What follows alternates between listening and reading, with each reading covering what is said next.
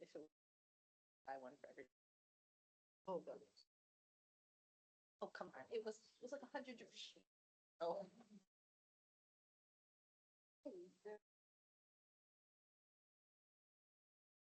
Oh, so hot. Yeah, here it was Patty, but. Everybody.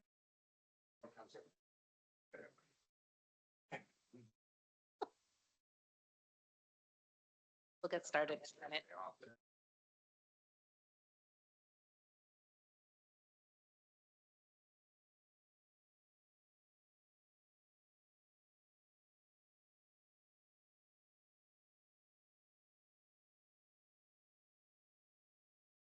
Very cool.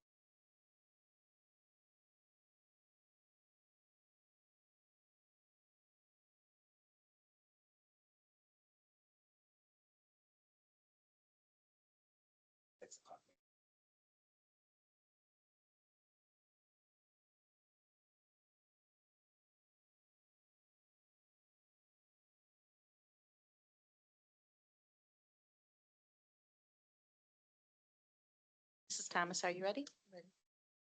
Okay, I want to thank everybody for coming to the Monday, May 5th council meeting. Mrs. Thomas, will you call the roll? Mr. King, Here. Mrs. Sacks. Here. Mr. Cooney, Here. Mrs. Wise. Here. Mr. Rock. Here. Ms. Marshall. Here. Ms. Weiser. Here. Everybody that can, if you can please stand up for the Pledge of Allegiance.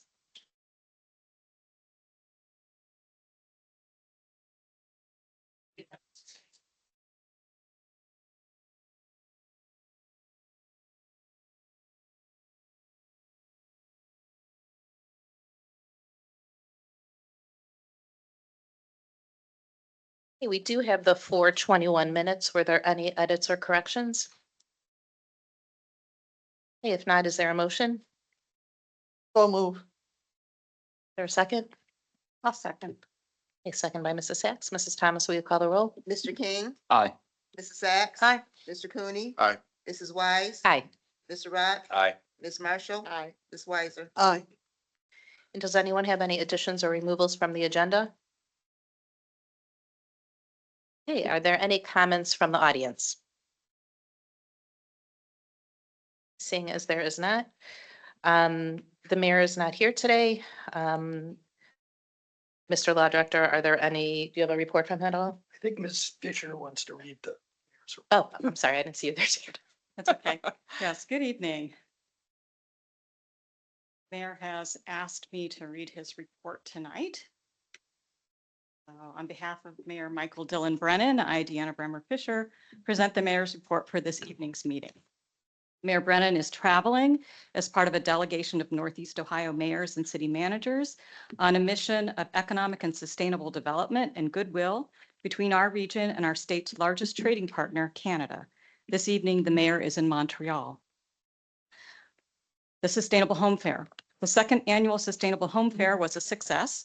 Hundreds of residents and neighbors came out on Sunday afternoon, April 27th, to attend workshops, meet vendors, and visit with community organizations, all for making our homes more efficient, making sensible investments in our homes that save energy and reduce our carbon footprint. Participants urged that the city continue this program for years to come. In my last year as mayor, I consider this one of the legacy programs of my administration, along with Juneteenth, Fall Fest, and the reestablished Civic Awards. My thanks to Deanna Bremer Fisher, Alan Pennington, Ken and Joe from the Service Department, and members of the Citizens Sustainability Committee. All the presenters, Cuyahoga Soil and Water Conservation District, Cuyahoga County Solid Waste District, Cleveland Restoration Society, and vendors and community organizations, too many to list. Finally, thanks to the Cleveland Heights University Heights City School District, Heights Libraries, and John Carroll University for sending their brand ambassadors / mascots over to race Cooper in the Great Recycling Cart Race. Congratulations to TJ the Tiger for winning the race. On April 30th, the city commemorated Arbor Day 2025 by planting a Japanese lilac tree on East Scarborough Road by Canterbury Elementary School. The entire Canterbury student body joined in to help plant the tree. Thank you to Canterbury Elementary School, Dr. Wigton, Ms. Johnson, and the teachers and students for all taking part. I want to recognize the city officials who attended from City Hall, Alan Pennington and Deanna Bremer Fisher, and from City Council, Win Weiser and Sherry Sachs. University Heights is slated to co-host with John Carroll University the Tree City Awards in 2028 in anticipation of what should be the city's 50th consecutive year as a Tree City USA. On May 1st, the city held a ribbon cutting to kick off the beginning of the 6-month pilot program for drop-off composting for University Heights residents. From now through October 31st, all University Heights residents may sign up on the city website to participate in the program. My thanks to Deanna Bremer Fisher, who wrote the grant, to Beth Biggins Raymer and the Cuyahoga County Solid Waste District for approving the grants, to Natalie, Robert, Dorian, and everyone at Rust Belt Riders for providing the service, to Council for approving the grant, and Council members Brian King and Sherry Sachs, in particular, for being early champions of bringing Rust Belt Riders to the community, and who are both at the ribbon cutting, as well as Jeffrey Pearl of the Citizens Advisory Committee on Sustainability for being an early champion of composting and Rust Belt Riders here in University Heights. Further thanks to Service Director Alan Pennington for all of his coordination on this project. Thank you to Communications Director Mike Cook for promotion and photos. And finally, thanks to Cooper the Chicken for cutting the ribbon and being the spokesbird of the event. Postcards have hit mailboxes of residents across the city to promote the program and encourage more signups. Even before the postcards, 264 households have signed up. Residents attending the ribbon cutting brought buckets of organics, which will be turned into nutrient-dense compost that stays in the food chain and stays out of the landfill. One day, the city should have residential pickup of compost, and this is a crucial step toward that goal. In addition to the Joint Resolution 2025-20 proclaiming May 2025 Bike Month in the city of University Heights on tonight's agenda, there is one more bicycle-related event that I wanted to let the community know about. On Sunday, June 8th, in honor of the adoption of the Heights Regional Active Transportation Plan, Mayor Brennan is joining with Mayor Sarin of Cleveland Heights and Mayor Wheelo of South Euclid to host a Bike with the Mayor's bike ride that will start at the Walt at 2 p.m., visit Kane Park in Cleveland Heights and Bexley Park in South Euclid, and our own Purvis Park before returning to the Walt. Along the way, the ride will highlight parts of the plan. Information and registration is available on the city's website at universityheights.com, Bike with the Mayor, and there are also some flyers at the front door. In September 2024, the last month before upgrading to curbside automated recycling, University Heights residents recycled 16.67 tons of recyclables. With curbside automated recycling in April 2025, University Heights residents recycled 43.07 tons of recyclables. That's over 2.5 times more. Keep up the great work, University Heights. Since the last meeting, Deanna Bremer Fisher and I both completed a certificate course in government accounting at Tri-C Corporate College, in a class consisting of approximately 12 newer and aspiring local government finance professionals. Government finance, with its unique rules and practices, is a very much in-demand field.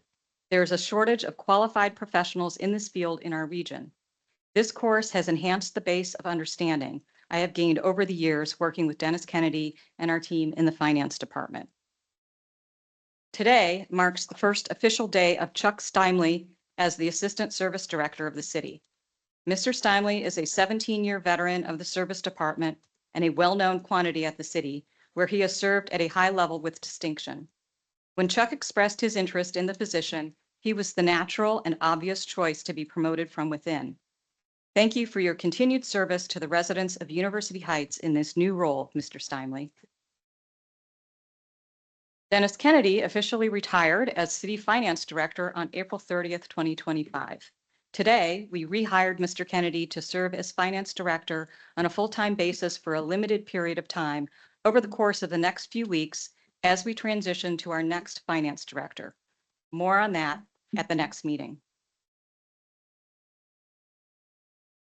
And regarding an agenda item on the lease extension for 2245 Warrensville Center Road, the City Hall Annex. Please note the agenda item for the lease extension. This office suite serves as the office space for Economic Development Director Susan Drucker, Human Resources Manager Phil McFerrin, and is used regularly by the Finance Department as well. It is the location of meetings of the Memorial Day Parade Committee, the Citizens Advisory Committee on Sustainability, among other meetings. It is the one space the city has where meetings and communications that must be kept confidential may be had securely. It is the only city meeting space that is modern and ADA compliant, with meeting space close to the parking. Please note that there is no increase in the rent for this one-year extension. I encourage you to approve the extension and authorize the mayor to sign the extension before the current extension lapses at month's end. Thank you. This concludes the mayor's report. Thank you, Ms. Bremer, for sure. The agenda is quite lengthy today. The one thing that I do want to mention is there is a public meeting, a safety public meeting, and if fireworks would be allowed to be, I guess, shut off. I'm trying to think of what a better word is, but the only area in this city is John Carroll University. So again, there is a public meeting, May 8th at 6 p.m. in this room to see if fireworks would be allowed at John Carroll University. We are now up to reports and communications from the directors. Director of Finance, Mr. Kennedy. Thank you. Two items of note. I sent a report out late this afternoon on our income tax collections. We received the April collection earlier today. So I'll just run over some of those numbers for you. These numbers are all net of any refunds. The 3% retainer that the Regional Income Tax Agency withholds and any adjustments. So through the end of April, we have collected $5,888,034. Last year, similar collections through April totaled $5,443,051. So we are running right now, April to April, 25 versus 24, about 12.5% ahead of last year's collections. And that translates to $444,983 more dollars this year. In April, our collections, which we received earlier today, were 1.72 million. Last year in April, they were 1.89 million. March 2025 collections were a little over $1 million. Last year in March, the collections were $865,431. So we continue to run ahead of what our collections were last year. We'll get a refund of our portion of the retainer later this month, I hope. That's where Rita reconciles their final billings, and they deduct that from the amount that was withheld as a retainer, and they refund us that difference. So that'll probably be somewhere in the neighborhood of $200,000, maybe as high as 250 based on what I've seen so far. And one other note, I ran a brokerage account statement for our investments through the end of April. Our current account value is $9,352,608. I'll get some updated revenue and expense reports out to everybody as soon as we close the month of April. Thank you. Are there any questions for Mr. Kennedy? Hey, Department of Law, Mr. Bryan. I have no report, Vice Mayor. Thank you. We have Police and Fire, Public Safety, Chief Rogers. Okay, thank you. And Chief Perko. And now we're up to service. Mr. Pennington. Thank you, Vice Mayor, members of council. As the mayor mentioned, Chuck Steinley began his service today as our Assistant Service Director after 17 years as one of the laborers in our department. Chuck is doing has been a great addition to the department, and it really has will transition well into the role of Assistant Director. With that being said, we are down 2 full-time employees that we're in the process of trying to fill. So we are making do as we can with our staff, and we are currently working diligently to get the pool open for the end of the month. So we're hoping to fill the pool potentially next week. Great, thank you. Are there any questions? Mr. King? Thank you, Vice Mayor. Just wanted to thank you, Mr. Allen, for getting the American flag back up at Purvis Park. I appreciate you and the fire department working on getting that up and up again. Thank you. Thank you. Thank you. Any other questions? Thank you, Mr. Pennington. Building. I actually have a question for you, Mr. Barley.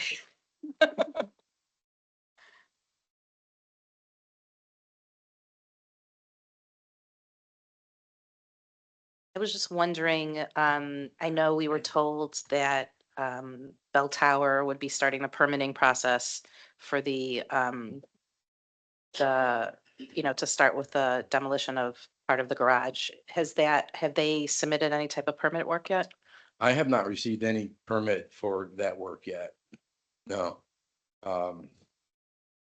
We received permitting for build out of the interior space for urban air, but that's it. Okay, so nothing about the peel back or anything? Nope. Okay, thank you. Are there any other questions? Housing and community development.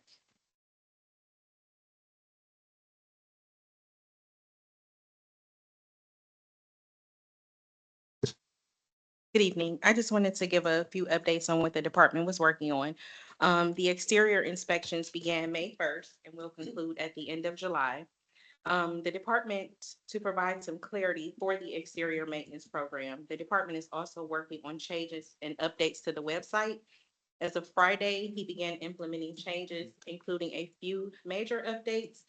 Most notably, the key for the exterior maintenance program map now includes the year in which the inspection will be conducted, along with a list of streets for 2025.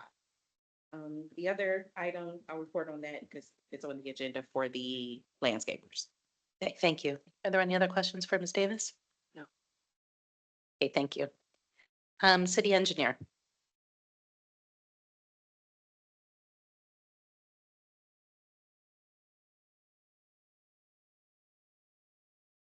Good evening. I just wanted to give you a quick update on the Silsbee Water Main project. All of the new water main has been installed and they're waiting for Cleveland Water has to come out and test it, make sure that there's no leaks. It's holding pressure and that it can be chlorinated. Once it's active, they'll do the 11 service connection replacements. And they can probably do like 3 or 4 connections a day as long as there's no issues. So that would probably be another week worth of construction. And then they'll move on to pavement restoration. And I was trying to get a confirmation from the contractor today as to his schedule. I'll update you as soon as I get that. And then just working on our other projects that I hope to bring to council at the next meeting. They asked to go to bid, the pavement marking and the street repair project. Okay. Great, thank you. Are there any questions for Ms. Markby? Oh, that was a question. When were we gonna see street repair ready for bid? So, That would be next I'm meeting. hoping next meeting to bring that to your, ask for the okay to go out to bids and give you my estimate as to where we're at. We're working on it diligently, so. Great, thank you. I do not see Mr. Cook here. Does anybody have a report from him? Just the mayor told me he's at a school related meeting tonight, Thank you. related to school. And I know Ms. Drucker is not here. I think Mr. Rock has something. I was gonna use it in my report, Oh, but okay, yeah, I don't have it ready just yet. that's fine. Okay, we are now up to the agenda. The first item on the agenda is the Planning Commission recommendation for the approval of the application from Dries Homes for Shlomo and Edelstein seeking approval of recommendation to City Council for the demolition of the existing house at 2530 Claver Road and the approval of site plan for the construction of a new single-family dwelling, subject to the entering into a development agreement with the city and the posting of a bond. I know Dries Homes is here. To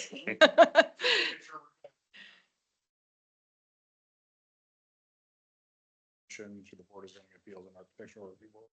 Yeah, I don't know. So Yeah, I don't know if Mr. Rock or Mr. Bryan wants to say anything.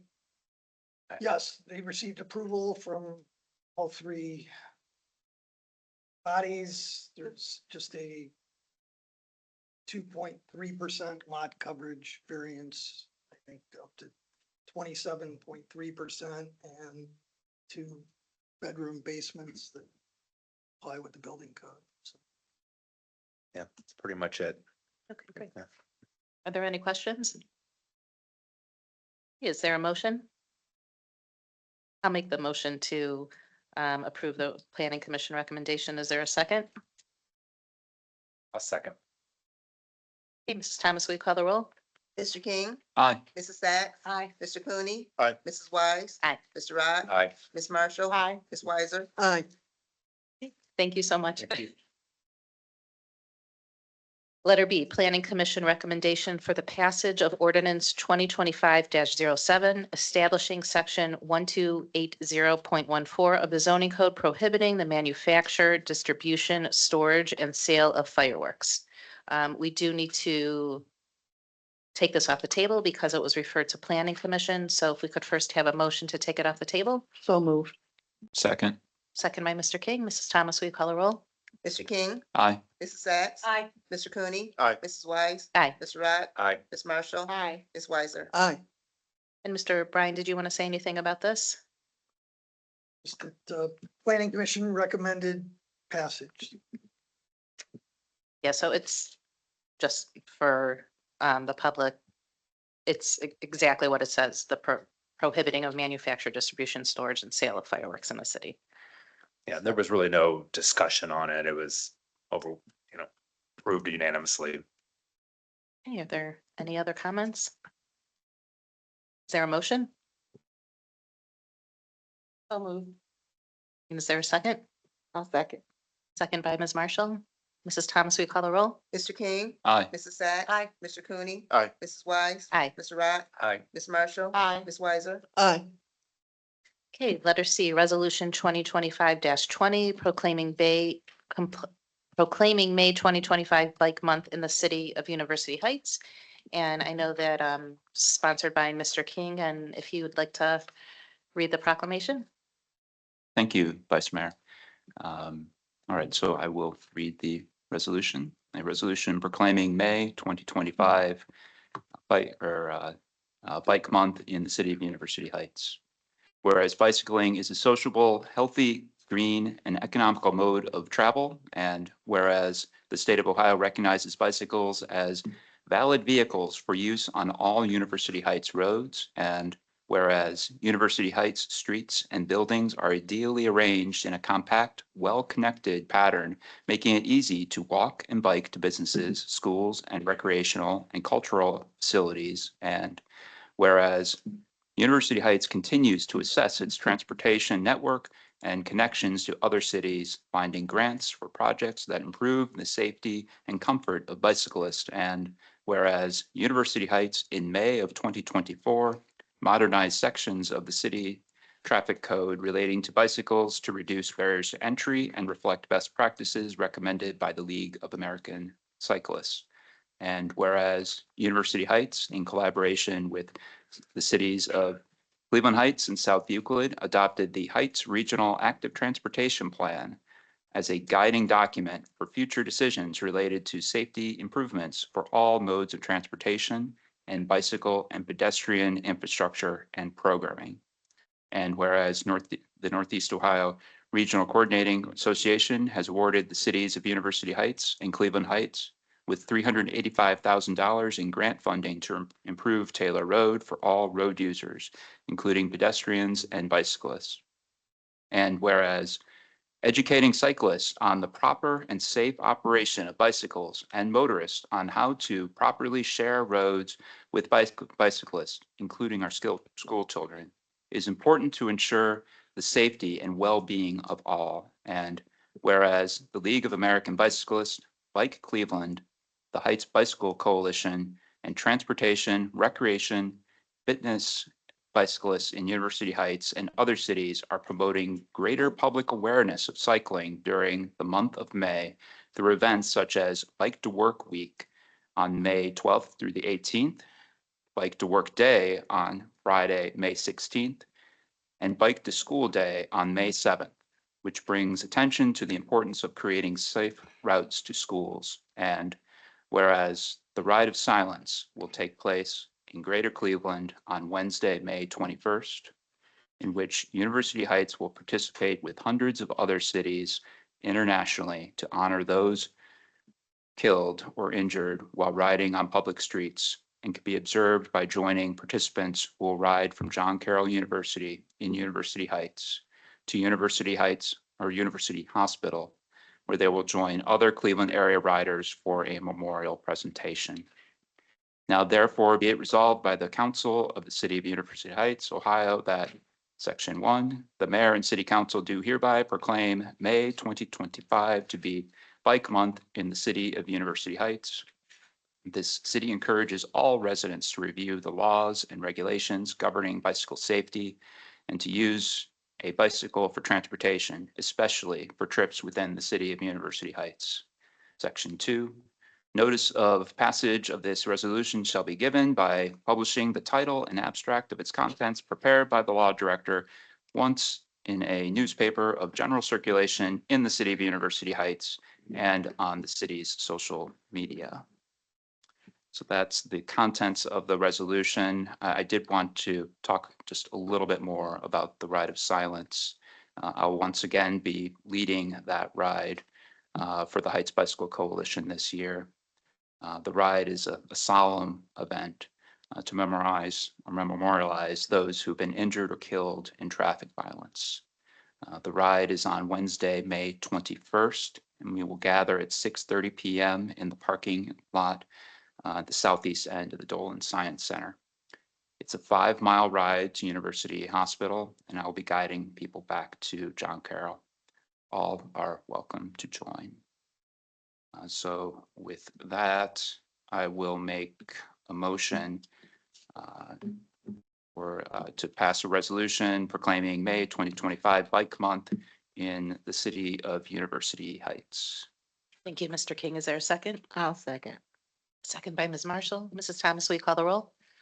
Mr. King, Aye. Mrs. Sacks, Aye. Mr. Cooney. Aye. Mrs. Wise. Aye. Mr. Rock, Aye. Ms. Marshall, Aye. Ms. Weiser. Aye. Thank you. Letter D is motion to approve work order from Manick and Smith for the North Cliff Water Main Specifications and Construction Administration in the amount of $19,552. So a month ago, you approved this project so that we could include it in the budget. And this is just to finish up the engineering and then the construction administration during the construction phase of the project. It's my engineering fees for those two parts. Right now, the project is, the plans are at Cleveland Water, waiting for their approval. And as soon as that comes back with approval, we'll move on and get it out to bid. Great, thank you so much. Are there any questions about the motion? Ms. Weiser? I just have one question. I noted in the assumptions, the first thing reads, the plans were prepared by GDP Group. Are these plans from like last year?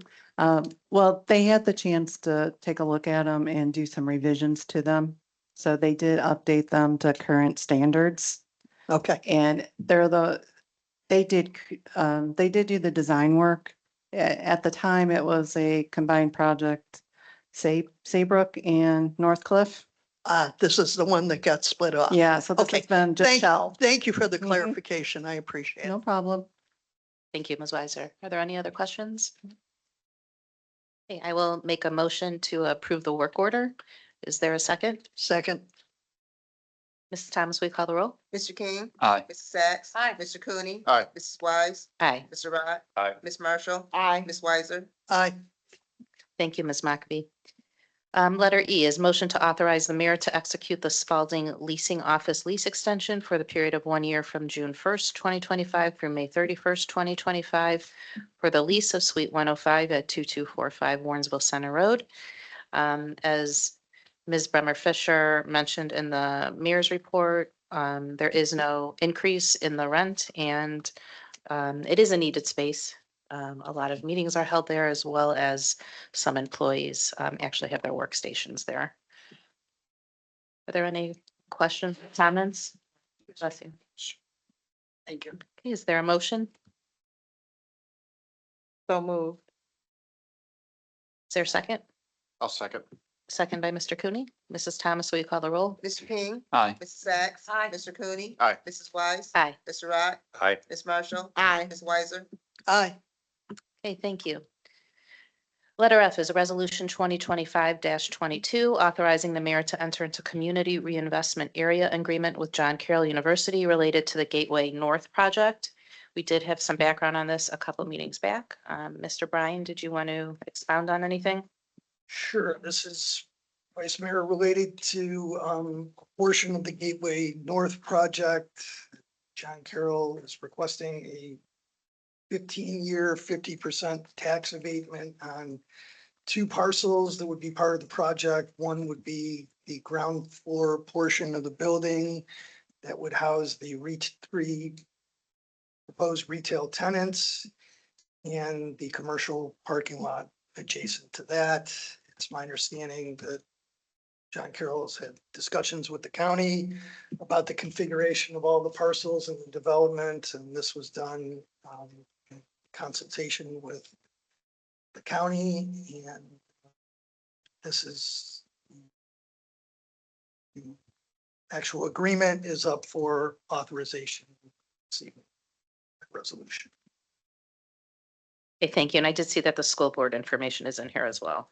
Correct. They were notified according to law and we did not hear back from school and council. Are there any questions for Mr. Bryan? I know we did speak about this extensively before. Okay, is there a motion? So move. Is there a second? I'll second. Mrs. Thomas, will you call the roll? Mr. King, Aye. Mrs. Sacks. Aye. Mr. Cooney. Aye. Mrs. Wise. Aye. Mr. Rock. Aye. Ms. Marshall. Aye. Ms. Weiser. Aye. Okay, thank you.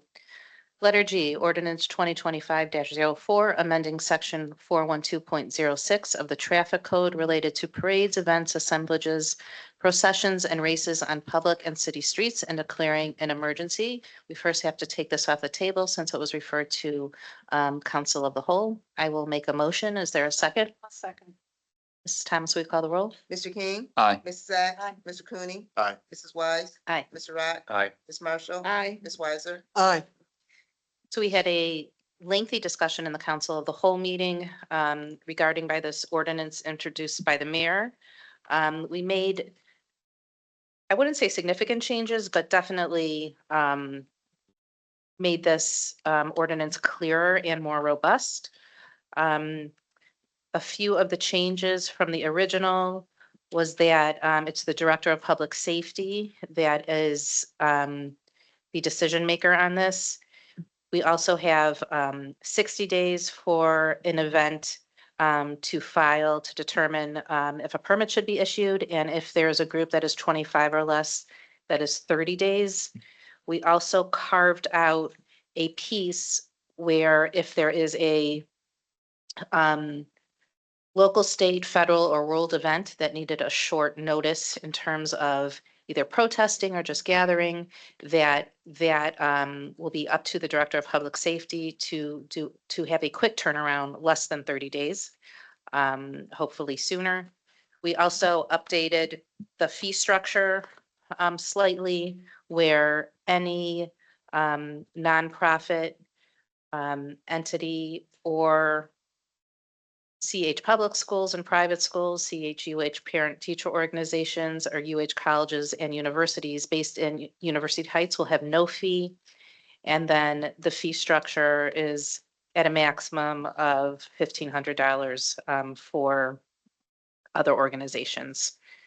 Does anybody want to make any additional comments on this? If I can, Sure. Vice Mayor, and yeah, there were additional items, an appeal. It was clarified that any appeals of the safety director's decision are to common pleas court, not to council, within 30 days. There was a deadline for acting on the permit of 10 days. Inserted.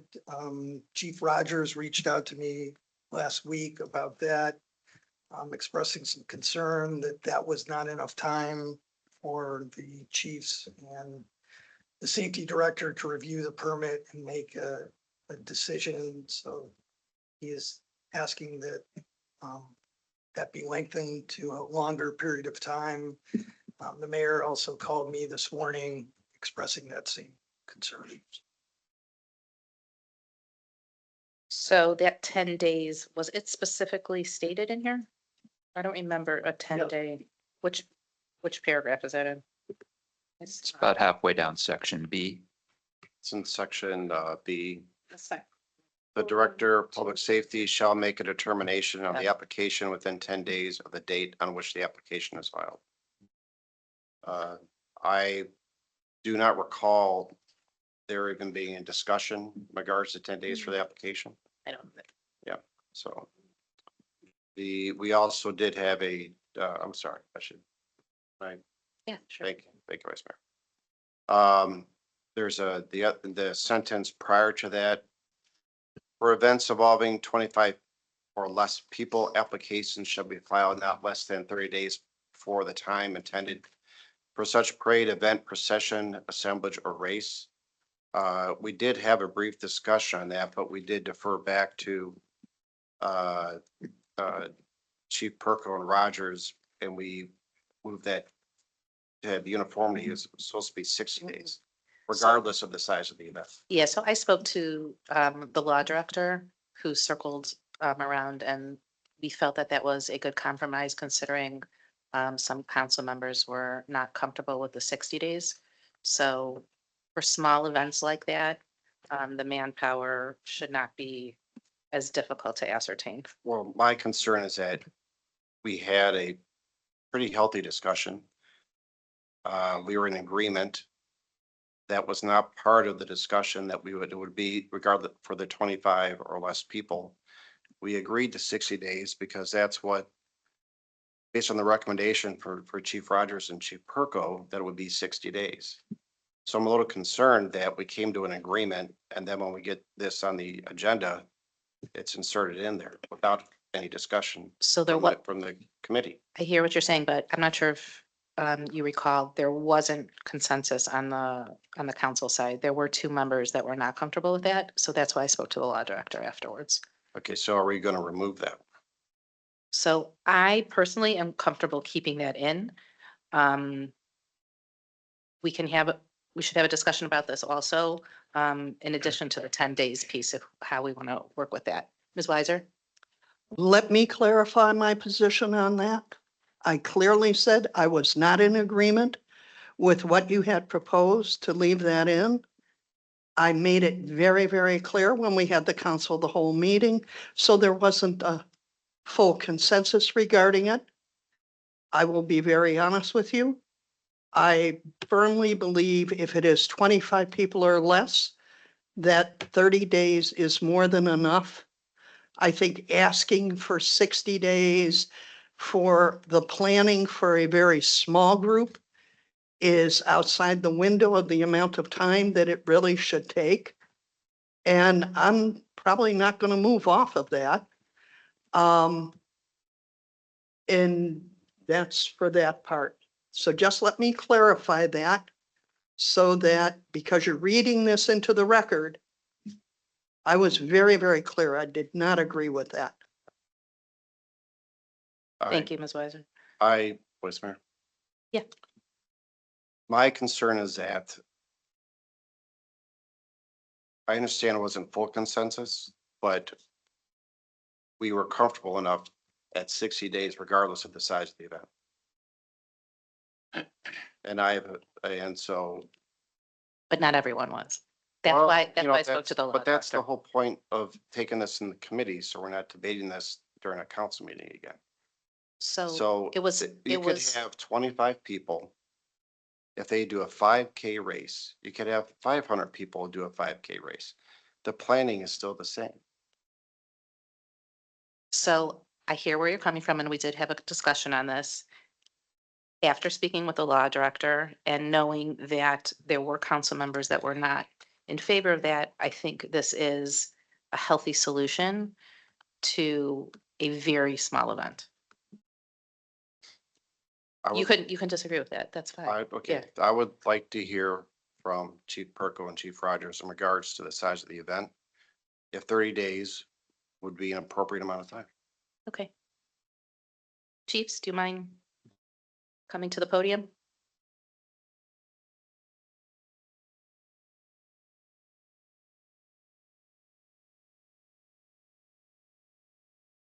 Thank you, Vice Mayor. My position is the same from last week's committee meeting, committee of the whole meeting. Um, Planning and logistics and providing safety on a route is similar regardless of the amount of people that show up. Also, if an applicant does indicate that they believe that there will be less than 25 people that show up and then more than 25 people show up, I guess, what's the process then? Okay, Chief Parkle, did you have anything? Yeah, I would just follow up about the question Chief Rogers mentioned about process. I don't know if there would be a contingency then if more than 25 showed up, that the permit is voided and then the event is canceled. The other challenges with the 10-day approval period. Just a hypothetical example, there's a permit application put through, time it gets through the entire city administration process and that 10-day window, which is short, and it's determined that, for example, that permit application needs a food truck that needs to be inspected. I don't know that applicant will be able to go out and get that done within a matter of 10 days, or it'll obviously be less by the time they find out, by the time it gets through fire prevention. And then therefore their permit application would just be denied. Now they could resubmit, I suppose, but it's definitely a tight window for contingencies like that. Mr. Bryan, just for clarification, the 10 days is for any event? I just don't have a clear recollection of discussing this in full. I thought there was a discussion about putting a deadline on the administration so that they couldn't just sit on a permit indefinitely and not take any action. And then the applicant wouldn't necessarily have any recourse. So that could really be taken out. Because if we have a 30-day or a 60-day piece in there, I mean, the applicant is going to be in touch with the city. Sure, if that's what council wants to do. Removed. Okay, so if there is, just for the chiefs, a comment, if a event is scheduled and more than 25 people show up, I'm actually fine if something like that is canceled, that the city says, I'm sorry, this event was only for 25 people.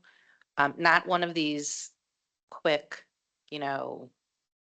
assemblages, but for an actual permitting process with less than 25 people that they're permitting for.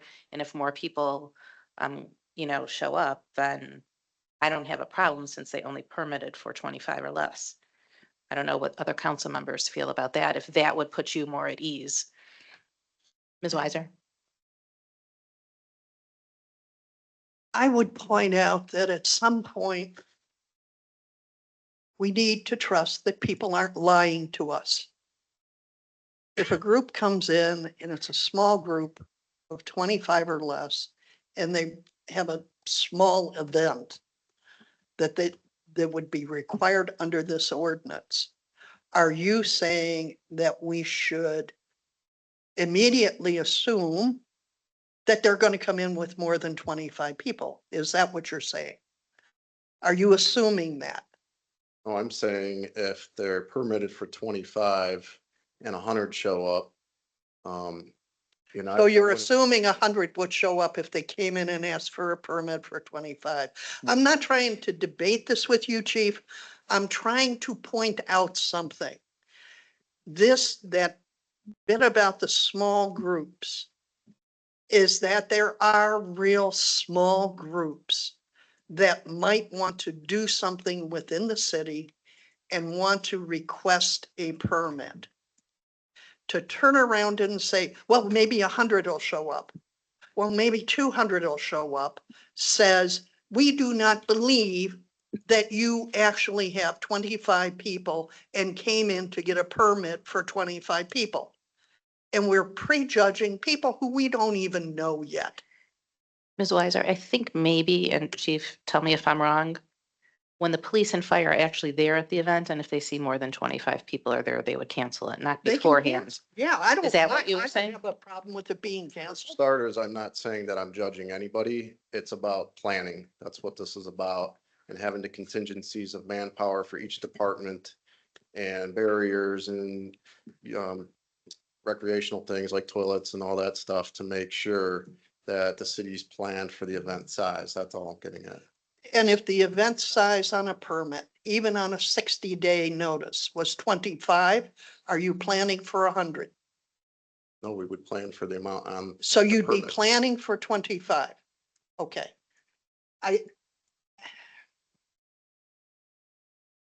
That's my point.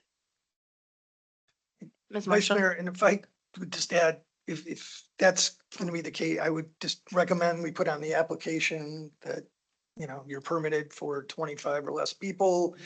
And if you have more people at the event will be canceled. So everyone knows at the time they're filling out the application, the consequences. Ms. Marshall? I thought, during the council of the whole meeting, when the question was asked about if it was like 25 or, you know, smaller groups, that I thought that it was said that the planning would be different, that it wouldn't be the exact same planning for a smaller group of people. But today you're saying, no, that's not the case. No matter how many people it is, the planning is still the same. The planning process is still the same. Going to review all the components that would need to be needed and then implement whether those are necessary or not based on the type of event, where it's at and how many people. I think that's what's throwing me off, the how many people part. Everything else is consistent, but. So there is something you would do differently if there were 100 as opposed to 25 people. But it's still gonna take the same time frame. You still need 60 days regardless, is what you're saying.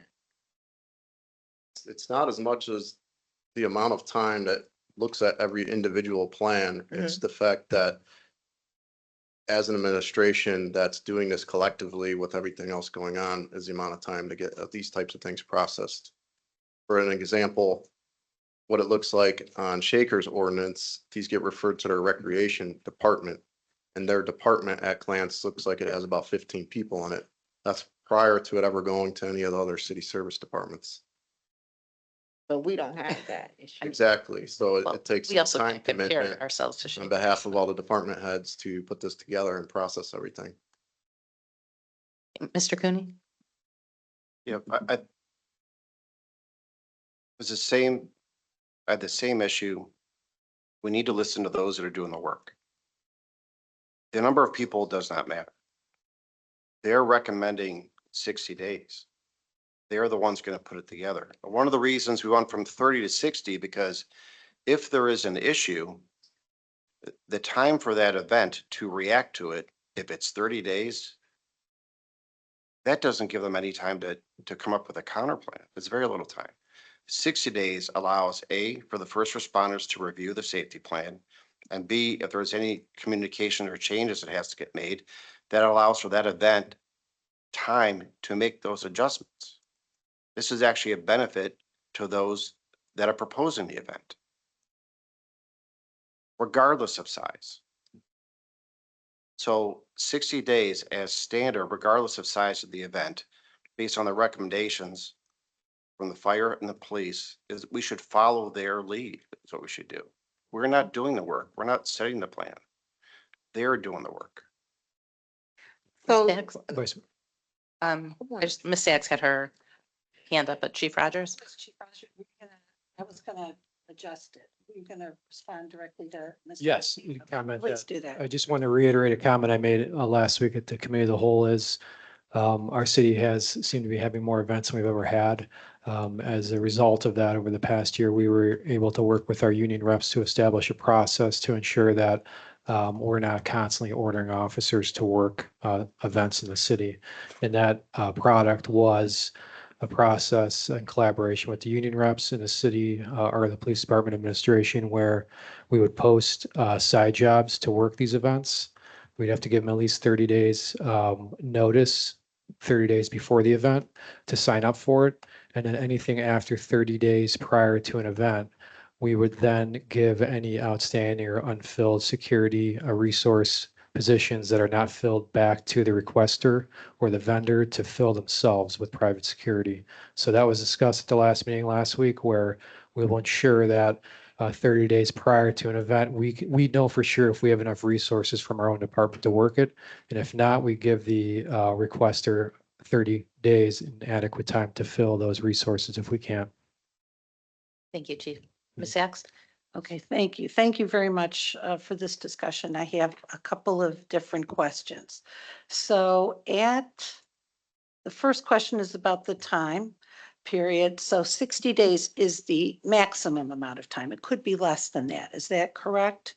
You asking me or Chief Burko? I'm sorry. Either one. Um, I'll start with you because of the union situation. Yeah, our Could be administrative 44 process. days or 50 days or something Again, else. the administrative process in collaboration with the union reps allows 30 days Mhm. prior to the event for us to know for sure if we're going to have our own resources to work the event. If we can't confirm or we don't have all the positions filled in-house with our own resources, 30 days out from an event, we send it back to the requester to fill it on their own through a private resource.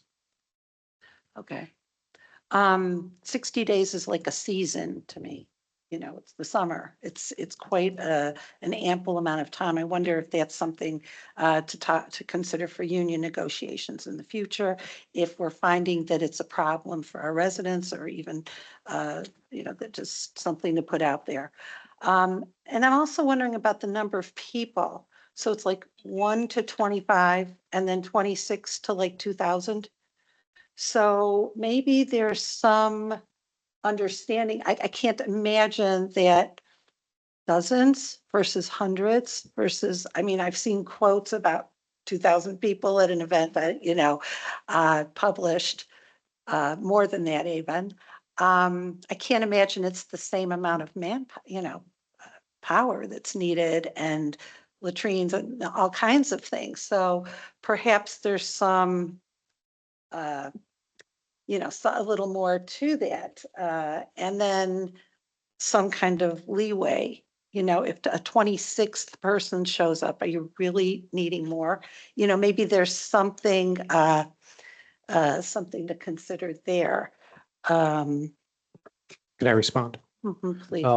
Again, just a hypothetical, we have a 5K where we have to have a route with a minimum amount of resources on the route at busier intersections, also a trail car and a lead car. Those events also are advertised as well, where I guess a planner could say, we're going to have, we think just 25 people. Hypothetically, they're already within the 60 days from the event, so it becomes a 25-person event for requesting. And really we've seen also with let's just say a 5K where, you'll have somebody that's in the lead, a significant lead, and somebody that's moving much, much, much slower, where the distance between racers can really extend significantly. So I'm not going to sit here and indicate that 25 to 26 is a huge difference. It really comes down to, for certain types of events, we still have to plan accordingly for it. And if events are advertised, who knows who's going to show up or how many people are going to show up. So to that point, we talked also at the meeting about the difference between a race, like an event that's publicized, that's versus a more spontaneous protest or assembly or something like that. And I'm looking at this one point, proof of liability insurance. Are we really requiring that for an event that's 25 people or less? I mean, I'm just, it's almost arbitrary, the number 25, but I'll open for others. Okay, Ms. Marshall? I just want to make it clear, because I don't know who Mr. Cooney was implying is not listening to you all. And the reason I'm asking questions is so that I can get a better understanding and clarification. And so I just want to make sure you, Chief Rogers and Chief Purple, understands that I'm not listening to you. I'm trying to make an educated decision, which is what intelligent people do. So I just want to make that clear. Okay, Ms. Weiser? Okay, so Chief, what I'm hearing is the 30 days you have, it's contractual. It's not a formal contractual item in the CBA. It's an informal administrative process that we got union feedback on that they support because officers were getting burned out from being ordered to work But- an increased number of events. Time out. I'm saying that's an agreement that you have, right? It's an Correct. administrative agreement that you have with your officers that is a 30-day notification at minimum. Correct. Okay. So that does cause a problem. Yeah. Which I think needs to be acknowledged. Even if it's 25, because you may need 2 officers beyond what we normally have. Okay. I think some of the confusion got started with this in the whole of the discussion, which never got down to little pieces and parts. In view of the fact that you have to have 30 days because of an agreement, that makes this 30 days difficult to adhere to, is what you're saying.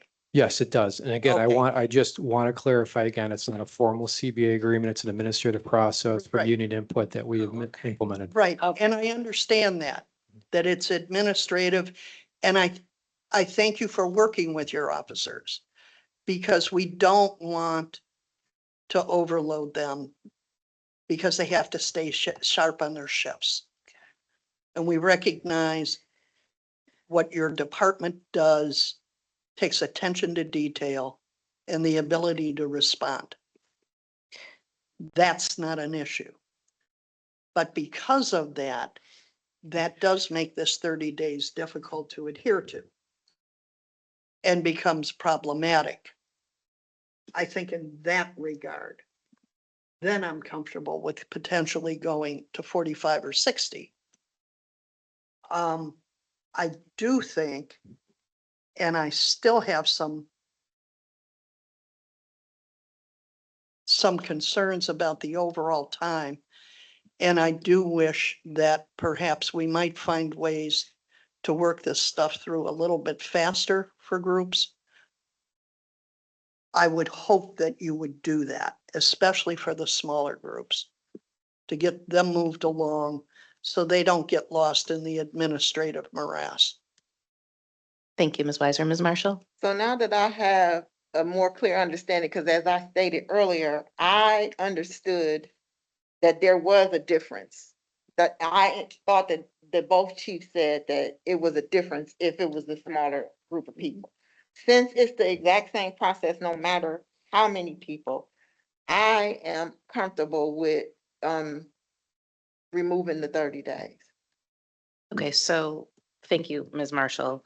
So what I would suggest is to amend from the 1, 2, 3, 4, the end of the 5th sentence in B, where it starts 4 events and evolving, and then deleting all of that all the way through the 10 days on which the application is filed. So we would be taking out the 10 days and we would be taking out the 25, the less than 25 Right. people. So those 2 full sentences. that Yes. you described. Well, Vice Mayor, Yes. that 10 days is the denial of the permit, or that they can Yes, the appeal. if deadline it's for denied? acting on the permit. Pardon me? The deadline for acting on the permit. So it moves along.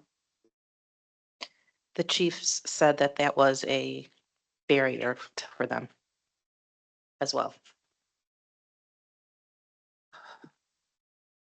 I have a question though, and it's mechanical. So a group comes in and applies for a permit. It gets processed somewhere in administration and then goes to you guys. they have come in for this permit 60 days before the date of the event. Right? And you're saying that you could deny the permit at day 50? Because then that puts them in a difficult position to be able to appeal it. What I'm trying to find out is, does the appeal, is there something where you are presented with plans that you take one look at it and say, this will not happen? That happens sooner in the process than at the end of 60 days. Do you understand what I'm asking? Mhm. Okay. Yeah, that could be implemented. Again, it's an administrative process. I don't want to speak for the mayor. This was sponsored by the mayor. It's obviously not just police and fire services involved. Ms. Fisher's involved, Mr. Cook's involved. So it's definitely a collaborative process and looking at and reviewing those applications. And Ms. Weiser, my understanding, there has been at least one instance where they did get pretty quick feedback that it wasn't feasible what the group wanted to do. Yeah, but the only Suggested concern, that they Okay, yeah. modify the route or. if we have an appeal, if we have a group that comes in and applies, and it goes to all the various areas where it may or may not sit. I'm not saying 10 days is good. Please, don't get me wrong. I'm not saying 10 days is good. Because I agree to get all these various parts that are looking at this to look at it. That puts a strain on them. But I think within a 60-day period, we should at least know if we're going to reject it much sooner. Because otherwise, we're down at day 50 and telling somebody, hey, you can't come, and they've already advertised it. Yeah, I chief. can make a comment. Obviously, in that situation, we wouldn't be doing our administrative due diligence in good faith. But I do recognize that with having a limit on responding to an applicant, something similar like, returning a public records request, that it would be beneficial to the applicant as well. 10 days is pretty short. Yeah, I We agree. have time off. We have to be able to get eyes on the application in some regard. To be able to say there is absolutely no way, or yeah, we could probably make this work. Let's move this forward. At least probably 2 weeks, I would think would accommodate that. If you're willing to take it out to even 15 days or 14 days, Yeah. if that's better for you. My only concern is, look, both of you are on call. Both of you have multitude of things to do outside of looking at parade permits, and I get that, and I respect that. But we also have to deal with the other side, and having a clock, make sure this isn't gonna get lost on somebody's desk, that's all. Yeah, again, I would say at least 2 weeks would allow all the departments that would be involved in reviewing an application like this to get eyes on it and come to a consensus on whether the city can accommodate or not. Chief Okay, Burkle? thank you. Are you okay with that? Yes, I agree with that. I was just gonna make a point, that correlates with what Chief Rogers said about the unions. We also had a few labor management meetings with the fire union about the same thing, with members being mandated for special events and the frequency and short notice. We didn't necessarily come to an administrative agreement, other than we would try to provide as much notice as possible. And I think that's a good thing. That's fair to the guys. I get that. Okay, thank you. So, Mr. Bryan, if we would delete that first sentence, but the second sentence would just be changed from 10 to 14 days. You could say 10 business days, just add the word business, that's 14 days. Yeah, that makes sense. Either way, Or. Or just make it 14. 15 because then 15 business days. days takes into account a holiday that interrupts that, so it 15 extends it a 15 days little better. more. Yeah. Whatever. And Put 15 weekends. days. By the way. Are there any other comments about this ordinance with the changes? Vice Mayor? I'm not Chief. trying to open up anything else. I think there's some consensus in the room here, but I know there's a stipulation provision that acknowledges the mayor could have some discretion in certain circumstances for certain types of events. Maybe if there was a stipulation identified requests for events that were so unusually small or, unique in size and scope and scale that it could be a discretionary element as well. But again, I don't want to speak for the mayor, or what Mayor Weiss, I'm sorry, the safety director would have a perspective on, but maybe that's also a possibility. Thank you, Chief. Mr. Cooney? Yeah, Chief Rogers, there is the sentence that maybe this is what you're looking for. Director of Public Safety has the discretion to grant a parade, event, assemblage, or procession permit related to celebrations of protest of local, state, federal, or world events upon shorter notice if it is determined by the Director of Public Safety and Chief of Police or their designees that the city is able to provide the required safety resources and services within the time frame between the filing of the application and the time of the parade, event, assemblage, or procession. Yeah, that line item or that specific sentence is what I was referring to as adding possibly a component for requesters that are so unusually small in nature and scope that it could be potentially considered as a discretionary item. Thank you. Any other comments? So I will make a motion. Just want to see something. I will make a motion to pass ordinance 2025-04 with the change to delete the sentence in letter B. For events involving 25 or less people, application shall be filed not less than 30 days before the time intended for such parade, event, procession, assemblage, or race. And then to change in the second sentence from 10 days to 15 days. Okay, do you want to make that a motion to amend first, so we're clear Sure. there? That will be my motion to amend ordinance 2025-04. Second, So Mrs. Thomas, will you call the roll? Mr. King, Aye. Mrs. Sacks. Aye. Mr. Cooney. Aye. Mrs. Wise. Aye. Mr. Rod. Aye. Miss Marshall. Aye. Ms. Weiser. aye. And Mr. Cooney, would you like to make a motion on the main motion? so moved. Is there a second? And actually, just since we did make some significant amendments, if we could suspend the reading rule. Oh. Okay, so is there a motion to suspend the rules? So moved. Second. Mrs. Thomas, we call the roll? Mr. King. Aye. Mrs. Sacks. Aye. Mr. Cooney. Aye. Mrs. Wise. Aye. Mr. Rod. Aye. Ms. Marshall. Aye. Ms. Weiser. Aye. Is there a motion on the main motion? So moved. I'll second. And it's on emergency. I'll, Do you want it on? Do we want it on? It's up to you guys. It's Tomatoes. presented as emergency if legislation. it makes everybody comfortable, Yes. so moved on emergency. I'll second on emergency. What, okay. Brad, Comments, Ms. Weiser? Yeah. Mr. Bryan, that will get it in place Right. quicker, right? If we do it on emergency, Right. And it Yeah. becomes law. signature quicker. of the mayor. And there are pending permits because the There mayor is a pending. refused to process them. So that probably is a good idea. Okay, Mrs. Thomas, will you call the roll? Mr. King. Aye. Mrs. Sacks. Mr. Cooney. Aye. Mrs. Wise. Aye. Mr. Rod. Aye. Ms. Marshall. Ms. Weiser. Aye. I want to thank everybody for this discussion and the resolution that we got. Letter H is ordinance 2025-17, authorizing the mayor to accept a quote received from Municipal Equipment Incorporated for the purchase of a new rubbish truck and enter into a tax exempt municipal financing lease to own agreement with One Magnolia LLC and declaring an emergency.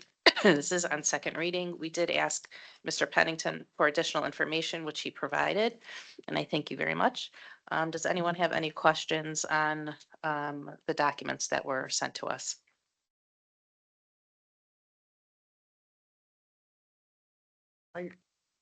Vice Mayor, because that way we can, I mean, Pay it even out. if we pass this tonight, in finance, we could look at potential options if we wanted to pay it off early. Yeah, because we can pay it off, or we can Yeah. pay it off within a year, Yeah. or and after the that- first year. And that saves the money that Councilman King is worried about. Right, Yes. exactly. Thank you. Ms. I Sam, want to thank Mr. Pennington for acting so quickly. Thank you. Thank you. I was glad that Magnolia One was able to get back. They to us answered so the phone. quickly. Correct. is there a motion? So moved. And this is an emergency, so, Emergency. is there a motion to suspend the rules? So move. Is there a second? I'll second. Okay, Mrs. Thomas, we call the roll? Mr. King. Aye. Mrs. Sacks. Aye. Mr. Cooney. Aye. Mrs. Weiss. Aye. Mr. Rock. Aye. Ms. Marshall. Aye. Ms. Weiser. Aye. And is there a motion on emergency to approve ordinance 2025-17? So moved. There's second? I'll second. Second by Mr. Rock. Mrs. Thomas, will you call the roll? Mr. King. Aye. Mrs. Sacks. Aye. Mr. Cooney. Aye. Mrs. Weiss. Aye. Mr. Rock. Aye. Ms. Marshall. Aye. Ms. Weiser. Aye. Okay, thank you, Mr. Pennington. Letter I is ordinance 2025-13, amending section 452.99 on the traffic code relating to parking violation penalties. This is on second reading. I don't know if Ms. Marshall wants to say anything. So just, we discussed this very, thoroughly in, safety committee. Then we discussed it on first reading last council meeting. And the, ordinance is just basically the change is to change, if the violation hasn't been paid, if it's paid within the first 30 days, it'll be $75. If it's paid more than 30 days after the issuance of the citation, but before 60 days, then the fine will be $150. And if it's paid more than 60 days after the issuance, it'll be $150. So that's the proposed change to the ordinance. Thank you, Ms. Marshall. Are there any other comments? Ms. Marshall, I want to thank you for this work. It's been many months. Would you like to make a motion? Oh, yeah, I move that we pass, or I make a motion that we pass ordinance number 2025-13 for the revision. Is there a second? I'll second. Second by Ms. Sacks. Any comments? Mrs. Thomas, will you call the roll? Mr. King. Aye. Mrs. Sacks. Aye. Mr. Cooney. Aye. Mrs. Weiss. Aye. Mr. Rock. Aye. Ms. Marshall. Aye. Ms. Weiser. Aye. Okay, letter J, ordinance 2025-19, NOPEC Energized Community Grant Program. This is the 2025 NEC grant and declaring an emergency. Who would like to discuss this?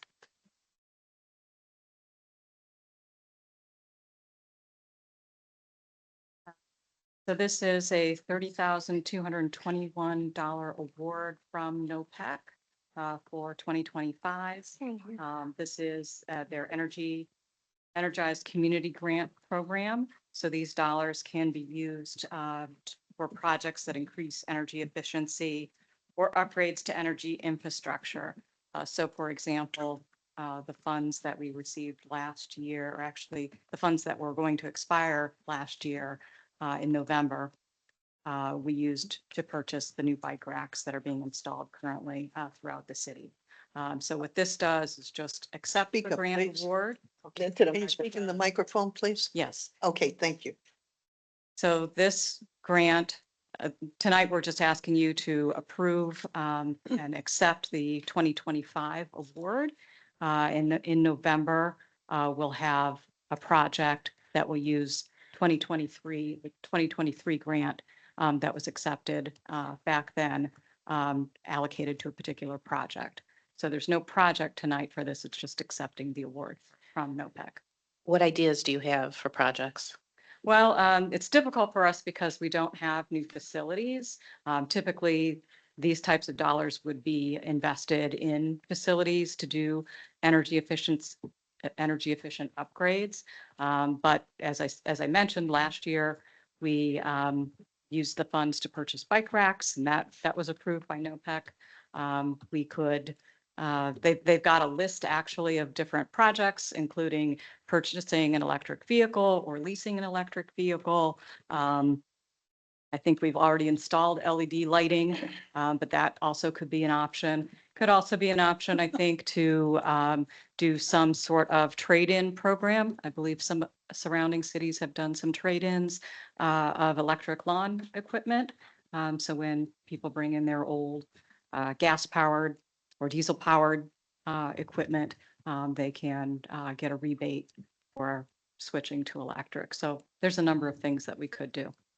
Okay, I mean, I know that, we do have some facilities. We have the pool. Maybe there's something there that could be done to, extend the life of it a little more. Okay, so we're not sure what the project is yet. Correct. Are there any questions for Ms. Bremer Fisher? Ms. Sacks? Thank you. Thank you very much for bringing this here tonight. What I would like to see is when you do come up with some ideas, when administration does, if we could hear about it in a council of the whole meeting or something ahead of time versus, just a couple days before we have to vote on it. That would be, I think, very much appreciated. Thank you. Is there a motion? So moved. Is there a second? We need a motion to suspend the. Oh, I'm sorry. I didn't realize that was an emergency. Is there a motion to suspend the rules? So moved. I'll second. Okay, Mrs. Thomas, we call the roll? Mr. King? Aye. Mrs. Sacks? Aye. Mr. Cooney? Aye. Mrs. Wise? Aye. Mr. Rock? Aye. Ms. Marshall? Aye. Ms. Weiser? Aye. And on the main motion, is there a motion? I'll make a motion. Is there a second? I'll second. On emergency. On emergency. Mrs. Thomas, will you call the roll? Mr. King? Aye. Mrs. Sacks? Aye. Mrs. Wise? I'm Aye. sorry, Mr. Cooney? Aye. Mrs. Wise? Aye. Mr. Rock? Aye. Ms. Marshall? Aye. Ms. Weiser? Aye. Thank you. Letter K, ordinance 2025-21, authorizing the mayor to enter into a contract Vice with, Mayor, I'm sorry. I'm sorry. On letter G, I don't know if we made an error, but it says take off table and second reading. Were we supposed to do that? we took it off the table. Oh, okay. Yeah. Oh, God. Okay. Thank you, Ms. Marshall. So letter K, authorizing the mayor to enter into a contract with Liberatory Landscape Construction LLC for 2025 yard abatement program and declaring an emergency. Ms. Davis. Good evening again. I'm requesting city council to authorize and allow the mayor to enter a contract with Liberatory Landscaping Construction LLC for the 2025 yard abatement program. We received 4 bids this year. The bids are similar and include the following: Top Level Lawn Service LLC, Top Level at $40 per house, Liberatory Landscape at $110 per house, Rail and Quality Mower at $60 per house, and Hay Miller bid came in at $140 per house. Ours Landscaping and Snow Removal was the winning bidder for last year's yard abatement program. Robert Thurman, the owner, was prompt and thorough in his submissions of dated before and after photos of his work. The lowest and second lowest bids came in at Top Level Lawn Service LLC, who was the lowest bidder, but due to inconsistencies in paperwork and issues with documentation, I would not recommend bringing him back. The second lowest bidder was Rail and Quality Mowers, but they failed to provide the documentation necessary in determining their ability to provide the services desired by the city. I recommend we accept Liberatory Landscaping Construction LLC for bid for the 2025 season and request council accept their bid and allow for entering into a contract with the company. If approved, housing inspectors will begin citing properties for tall grass on Monday, May 12th, 2025.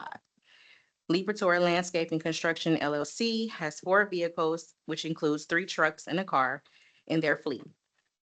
Dominic Liberatore, the owner, has at least 2 large visible clients, including Shelbourne Ridge Condominium Association, located on Warrensville Center Road, and the Shaker Heights Public Library on Van Aken Boulevard.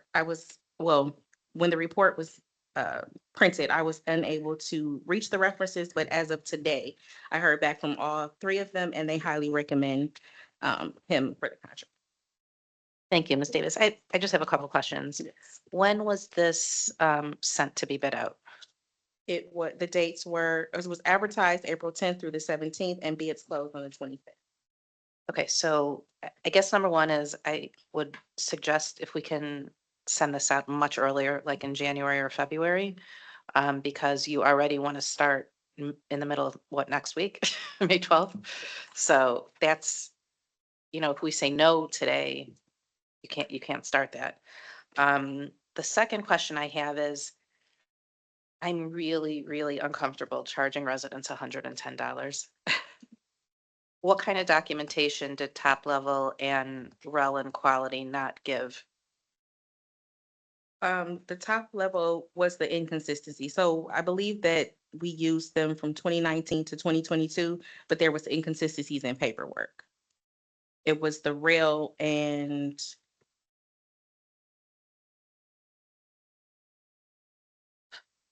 quality mower who did not did not turn in all the documentation for the application. Okay, so we used top level for 4 years and the city was not happy with how they were reporting to us. That's correct.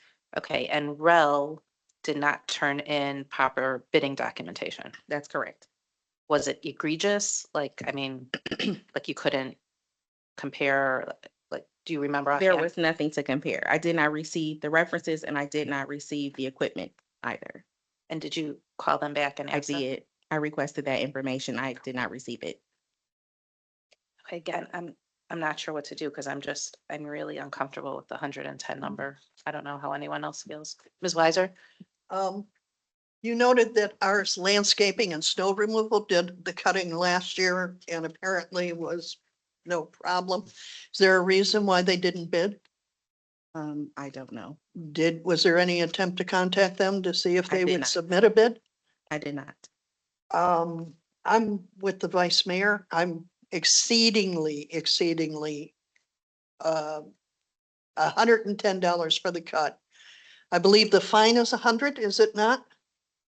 I think it's a graduated based on the number of times they get cited, but But there is a fine attached to it as well. there is, yes. So a resident who gets cited one time because they're out of town, or as happened to the mayor, because there was a lot of rain when he got cited and he wasn't happy because the city did a cut and he showed up before he was mayor. They would end up being charged over $110 for that cut for a small lawn that exists in University Heights. And I'm sorry, I think Libatori is out of line at $110 for the cut. There's no way I could vote for this. There's just no way. I don't know. Maybe we need to go back out for That's what bids. Yeah, Mr. Eck? What was the fine and the cost per cut last year? It was my understanding that it was just the cost of whatever the landscaper charged. And what was that amount It last year? was I 30. think it was $35. Oh, that's a big difference. Okay. Yeah, we've never, to my knowledge, we have never been over $50 for the cut. Never. So to turn around and suddenly hit people with a fine or with a cut at 110. That's, Yeah, Ms. Marshall? I was just looking at all the other bids and, comparing, how do you say a Librator to theirs? They also charge $97.50 per hour for everything else, and nobody else is even close to that in all of the other bids. Even the one that, even K Miller that charges the 140 per house for the grass, still is way like 35, 30, and 25 for the other services. I'm just not sure what they're doing differently that they should be charging $97.50. Are those numbers correct? It was taken directly from the paperwork. Oh, wow. Ms. Weiser? I think if I remember right, the way this works, when the inspector goes around and tags, then a list of the houses to be cut is sent to the contractor. Am I correct? That's correct. Okay. So there are multiple houses they are cutting all at once that they have on a list. So they're coming through and they know they might have 10 to 15 houses. I don't know, maybe 10. That they're cutting all at once within a city that is 1.8 square miles. So the distance is not great. They're moving from one place to another quickly, and that makes that $110, and even the 140 for the other one significantly out of line. I don't know. I would recommend going back out for bids. And I also would contact the Cyrus Landscaping. And Mr. Bryan, I am correct. We can contact a previous contractor and say, we're opening up for bids. Do you want to bid? And then they just bid. That's not out of line, is it? Not at all. And if they did such a good job last year, I think at least giving them the opportunity to come back in would be appropriate. So my question is, if we receive additional bids and they all come in at a comparison rate, then what do we do? In addition to, is the $110 a large amount or just a large amount in comparison to what we received in the past? It's a large amount. Both, both. So Plus, is, what so else is Marcia the, said. is the goal of this to encourage the owners to take care of it themselves? Or are we providing the service? Because the grass cutting takes a lot. So I think my question is the $110 really a lot? Yes. And they have a fine on top of it. Well, I'm not sure about the fine. I asked the question and I was just told that it was the amount that the landscaper charged. Well, that's what goes to finance, I think. And Mr. Kennedy, you said that is based on the fine occurs when it's more than one cut. I believe they get a waiver on the first one. I'm not sure. We had some problems with the fact that somebody would get cited, say on a Monday, and the grass cutter would show up on Wednesday and And cut the that's grass. within and the time. House is like, I Uh-huh. don't have enough time, it rained. Yeah, see, And then you send them a bill for $150 and then they call me and say, I'm not paying this. and it becomes problematic. It is not. Cities went to this type of thing in order to bill people who were not taking care of their lawns.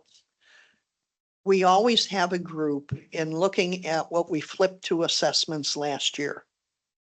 And I believe I brought this up in building and housing. We had a fair number that we were pushing on to the assessments that were at 150 because of the fine, because they hadn't paid. And that took that 35 up. So they got penalized in the end because they didn't pay. And obviously, if they only had one cut that they had not done, they learned their lesson on the first cut. I think I hear what you're saying is we could take a punitive approach. And that's a punitive approach. And say, we're going to charge you $110 right off the bat. And by golly, I'm sure you're going to cut your grass after that.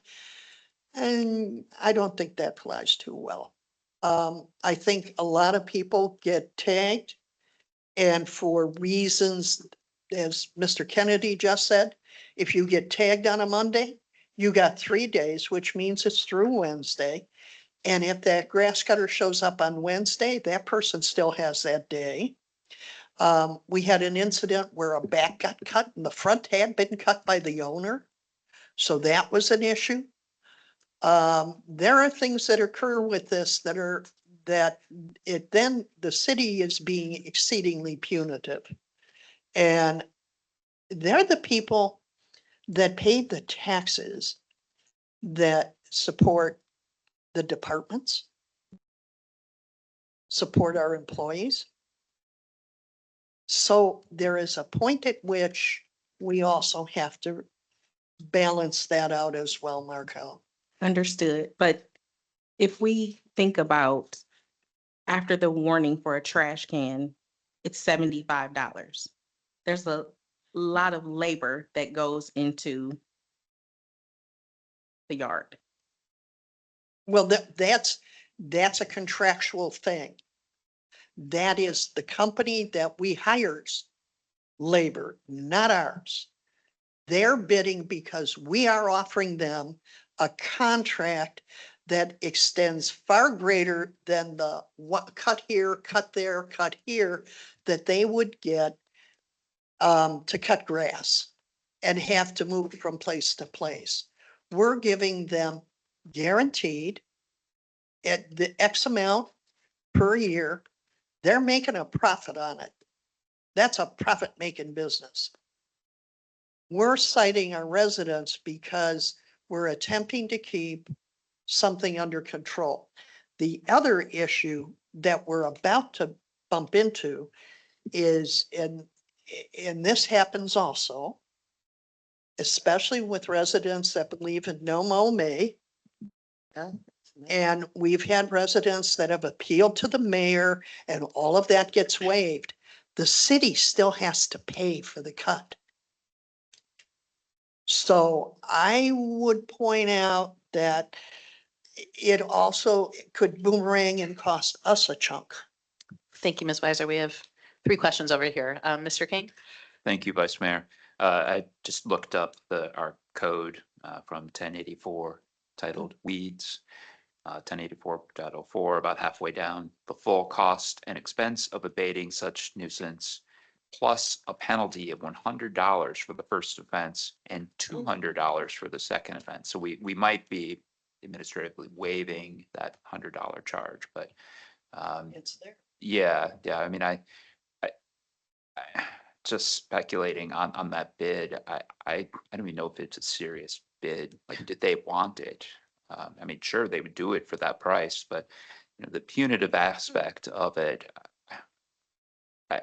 I wouldn't feel comfortable giving that out to a vendor charging an exorbitant rate. If we're going to be charging a penalty, it should be coming to the city. So yeah, I would definitely be in favor of going back out to bid for this. Thank you. Ms. Sacks? Thank you. I mean, in general, with increased prices at this time, I just feel it's very problematic.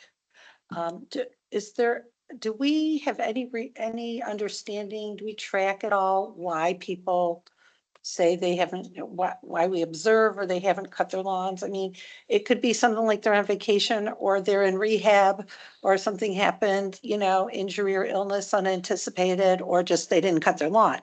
But I'm just curious if people fall on hard times, temporarily. This is just salt in the wound.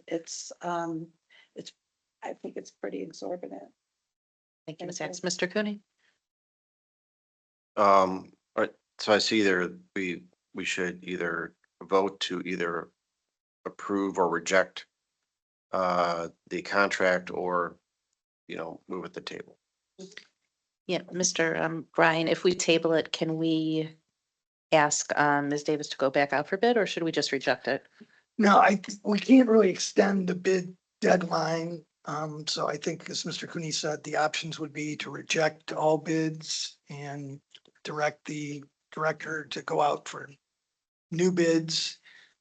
Or we could table it to kind of look into things further, but at some point, if you're not going to accept one of these bids, you'd have to reject them. So that's just kind of delaying the process, or you could award it to one of Okay, these. thank you. So we will take a vote on this. It's on emergency.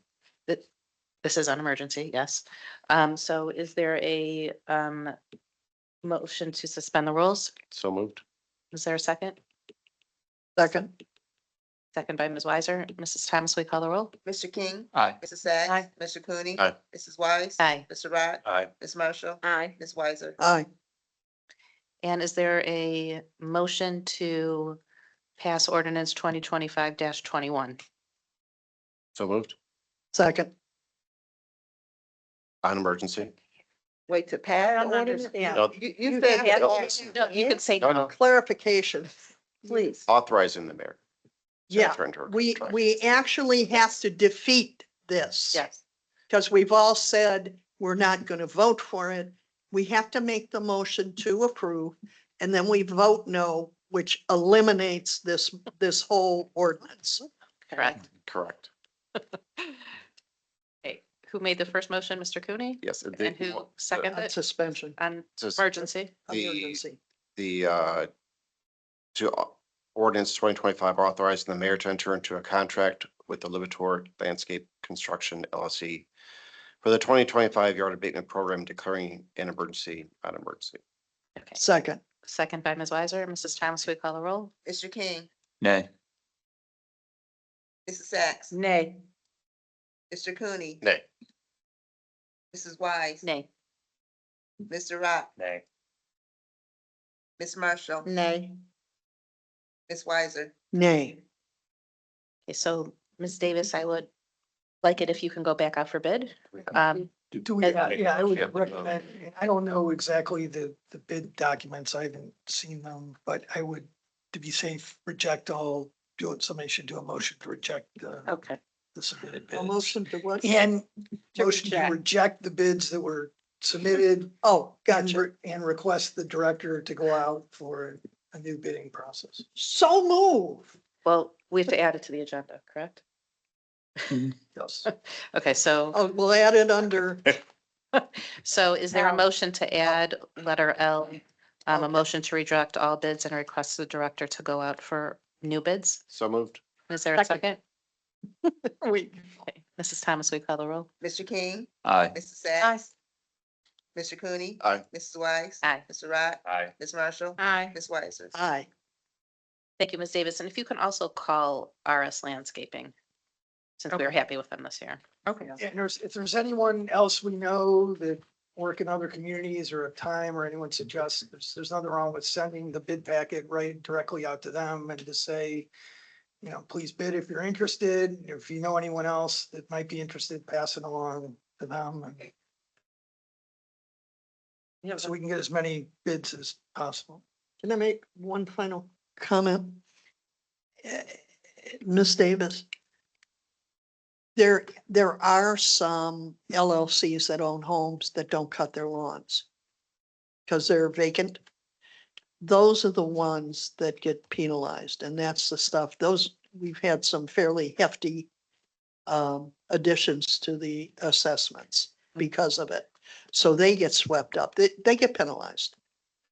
The ones that don't, that are habitual issues do get penalized and get charged the fine. So just so you know. Right, thank you, Ms. Davis. Point of order. Did we added it to the agenda? Did, Did we ever vote on No. it? We didn't vote on No, it. We added it to the agenda. Right, we didn't vote. That's right. Okay. We need to do that.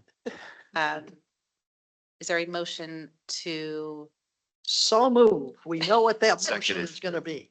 A motion to advertise To and seek advertise. bids for the 2025 general yard nuisance abatement project.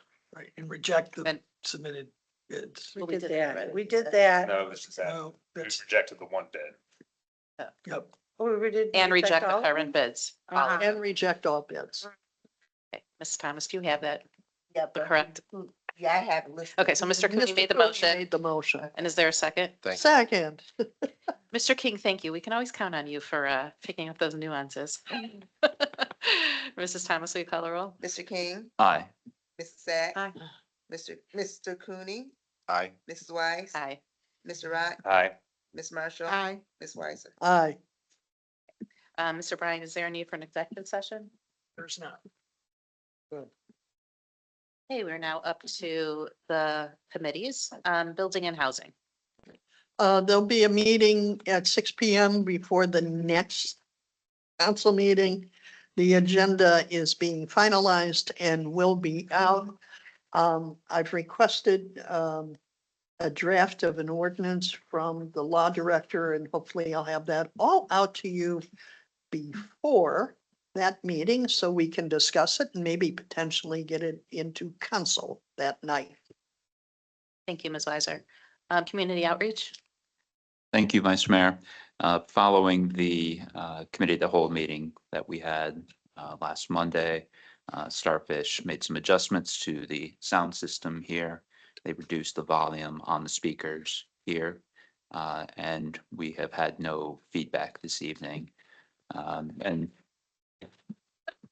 thank you, and thank you to Starfish. At the same time, they increased the volume of the speakers heading out into the audience. Can folks hear all right this evening? I'm seeing heads nodding, so again, thank you to Starfish. I believe we've worked through most of the issues with the recording.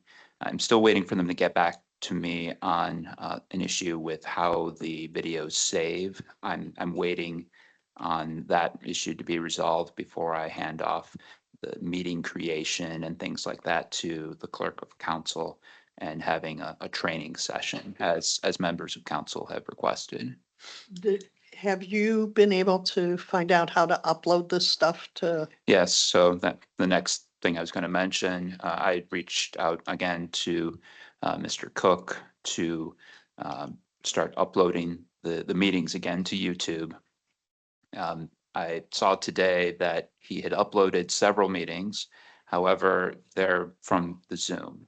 So I had shared the meetings that have been done with the Teams room setup. I'm not sure where the miscommunication was there, but I'll reach out to him again and see if we can get the recordings that have been done with the new system uploaded to YouTube. Lastly, I'll be sending out a doodle poll for a meeting of Community Outreach and Tech Advisory Commission. Thank you, Thank you. Mr. King. Economic Development. Yes, Ms. Drucker had sent out an email on Friday to the zoning subcommittee, all members, let everybody know that the consultant from ZoneCo, Mr. Sean Suter, had reviewed all the responses and feedback that we had given during the initial process. He prepared a matrix of responses to that feedback that's attached to the email that was sent out on Friday. Ms. Drucker is asking that you take a look at the responses, if you have any comments or feedback on that, to forward those to her by Monday, May 19th. So that's 2 weeks from today.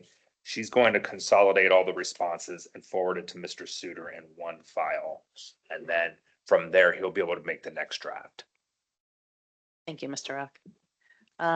Finance, we do have a doodle out for a finance meeting. We have a number of issues to discuss. This is the third round of doodle because I cannot get two of the people that we need there on the same day. So I'll speak to Ms. Thomas tomorrow to see how that third round went, but hopefully it'll be before the end of May. Recreation. Thank you, Vice Mayor. The 2025 pool season at Purvis Park, registration is open and available. We did make some modifications regarding to renewal for the pool pass. A requirement for the utility bill that has been issued within the last 60 days. And adults registering their children must provide of the school transcript for children 6 years of age or older.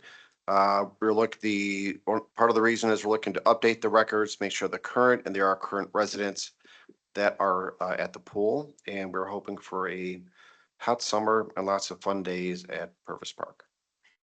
Thank you, Mr. Cooney. Safety. Thank you, Vice Mayor.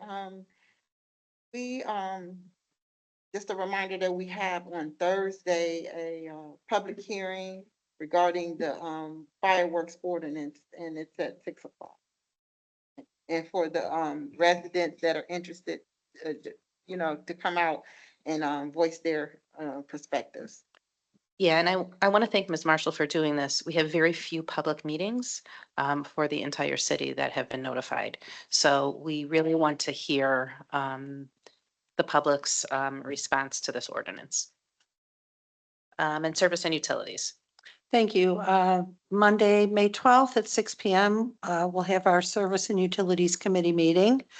And then Monday, June 9th at 6 p.m., we'll have our joint committee meeting, Service and Utilities with Building and Housing, to hopefully finish up the discussion on the ordinance about trees. And if time permitting, start talking about the weeds.